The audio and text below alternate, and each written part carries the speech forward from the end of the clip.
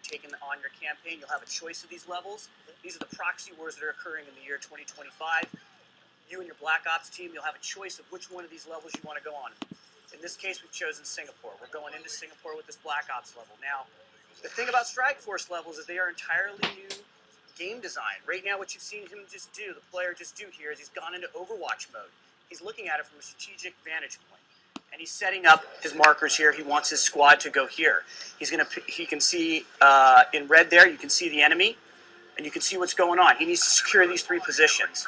So he's getting a lay of the land. He's going to set it up, and then at will, he can move into and play this is any your one of choice, these. right? So it's like you can play this level the way you want. It's a sandbox level. You can take over the objectives in whatever way you want, in any order that you want. And you can lose. And you can lose. Right? And you can lose. So so obviously in a Call of Duty game, you need to win, right? Not anymore. In this case with Strike Force levels, if you lose, we'll take account of that in the story, and the story will progress. Now, of course, if you want to go back and play, which I know you're a completionist, and you'll probably want to go and do all that, achievements. But the story will progress forward, and it'll take note of how you performed in these levels, and the story will progress. So one of the things about these levels is you can play any one of the people on your Black Ops squad, and you can take over any of the machinery and the equipment on the battlefield that you go in with. So in this case, what will happen is you'll start to bring in reinforcements. He's obviously trying to take this position here, and his team is battling. He's going into Overwatch mode here.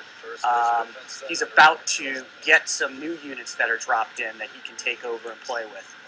Now these Strike Force missions, are they optional? Do you have to play them? How does it work? Yeah, so you will have to play them. However, you'll have a choice about which one of these you want to play, and like I said, they will progress based on whether you succeed or fail. Some of them you may not experience, depending upon how you perform.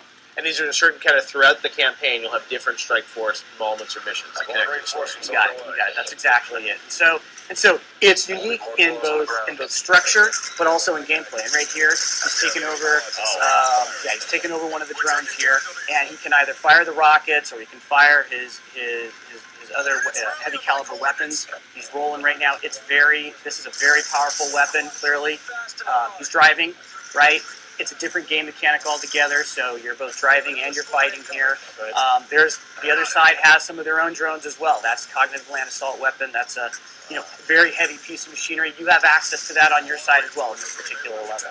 So it's amazing that you guys have all these levels that you've sort of inserted throughout the campaign. Now this one is obviously set in Singapore, and you're going to have them kind of all around the world. They will be in so. Without giving up the entire fiction, but yeah, there's going to be various areas, geographic locations in the world where these hotspots are occurring in this, like I said, in this year 2025. Right. And the head of JSOC is going to come to you and he's going to lay it all out. They're going to say, this is what's going on, this is what's going on, this is what's going on. Where do you want to go? Make a choice. Make a choice. You'll make a choice, and then the fiction will progress, and it'll take account of your choice. Interesting. All right, so we'll grant a couple times, and you'll get to see. You can really play through this game multiple times. There's a lot of replayability here because of the Strike Force missions. Yeah, no, absolutely. So replayability, not only with the levels, but inside the levels. So right now, the way he's playing this, he's now taken over a quad. He's choosing to play this level in a particular way. So he's flying through this level with the quad, which is just a lot of fun. You can see that he's... So this quad gameplay, is that gameplay that we'll see in the single-player campaign as well, or are you reserving that for Strike Force? So there is quad gameplay in the campaign. What we've showed you is actually it being used as squad backup. Right. Okay. So it's different mechanic altogether. There's a quad right there. Right now you're flying it and you're fighting it. In the campaign in Los Angeles that we showed you guys yesterday, that's squad backup for you. So it's a different gameplay mechanic. So we're able to use the new technology of warfare in the year 2025 in completely different ways, depending upon the context here.